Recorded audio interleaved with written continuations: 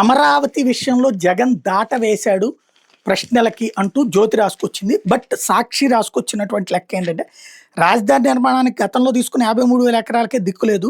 ఇప్పుడు రైతుల నుంచి ఇంకో 53,000 ఎకరాలు తీసుకోవడానికి చంద్రబాబు వెనకాడటం లేదు అంటూ జగన్ మండిపడ్డారు. వైఎస్ఆర్సీపీ కేంద్ర కార్యాలయంలో గురువారం మీడియా ప్రతినిధులు అడిగిన పలు ప్రశ్నలకు ఆయన సూటిగా స్పష్టంగా సమాధానం చెప్పారు.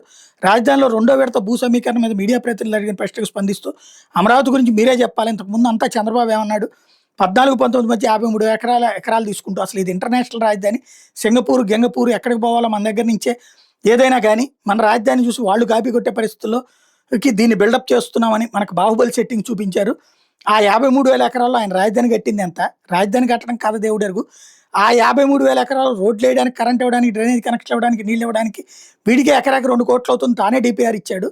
అంటే ఆ 53,000 ఎకరాలకే 1,00,000 కోట్ల రూపాయలు కావాలని సినిమా చూపిస్తూ 5,000 కోట్లు పెట్టాడు. మళ్ళీ ఈ రోజున ఏం చేస్తున్నాడు, ఆ 53,000 ఎకరాలు సరిపోదు అంటున్నాడు అని చెప్పుకొచ్చారు. ఆ రోజేమో సెల్ఫ్ ఫైనాన్స్ మోడల్ అన్నాడు, 8,000 ఎకరాలు మిగిలిందని, దాంతో రాజధాని అయిపోతుందని చెప్పాడు. మళ్ళీ ఈ రోజు అది చాలదు అంటున్నాడు. అధికారంలో ఉంటే ఆయనకి స్కామ్లే గుర్తుకొస్తాయి. ఎవరెవరికి భూమి ఇవ్వాలి, ఎవరెవరి దగ్గర ఎంత పుచ్చుకోవాలి, చదరపడుగు నిర్మాణం 4,000 అయ్యే దగ్గర ఎలా 10,000 కాంట్రాక్ట్ ఇవ్వాలి, నేషనల్ హైవేలు కిలోమీటర్కి 25 కోట్లు అయ్యే చోట 54 కోట్లు పెట్టి ఎలా దండుకోవాలి, ఇలా అన్ని స్కామ్లే. కాబట్టి రాజధానిలో పనులు నిరంతరం జరుగుతుండాలనేది ఆయన ఉద్దేశం.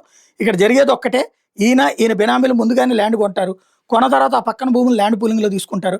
ఆ తర్వాత తన బినామీలకు మాత్రం ఫ్లాట్లు ఇచ్చుకోవాల్సి చోట ఇచ్చుకుంటారు, మిగిలిన వాళ్ళకు ఫ్లాట్లు వేరే చోట ఇస్తారు. అక్కడ ఎప్పటికీ అభివృద్ధి జరగదు. అంటే మిగతా వాళ్ళు గాలిగిపోతారు. వేసే రోడ్లేవో వీళ్ళ మనుషులు ఫ్లాట్లు ఇచ్చిన చోట వేసుకుంటారని చెప్పుకొచ్చారు. చంద్రబాబు అధికార దుర్వినియోగానికి పాల్పడి తన మీద ఉన్న అవినీతి కేసులు తీసేయించుకుంటున్నారన్న ప్రశ్నకు జగన్ స్పందిస్తూ ప్రజాస్వామ్య వ్యవస్థలో న్యాయస్థానాల ద్వారానే పోరాటం చేయగలుగుతాం. ఎండ్ ఆఫ్ ది డే పైనుంచి దేవుడు చూస్తుంటాడు, ప్రజాస్వామ్యంలో ప్రజలు చూస్తుంటారు, దేవుడు ప్రజలే చంద్రబాబు బుద్ధి చెప్పాలన్నారు అన్నటువంటిది హైలైట్ చేశారు.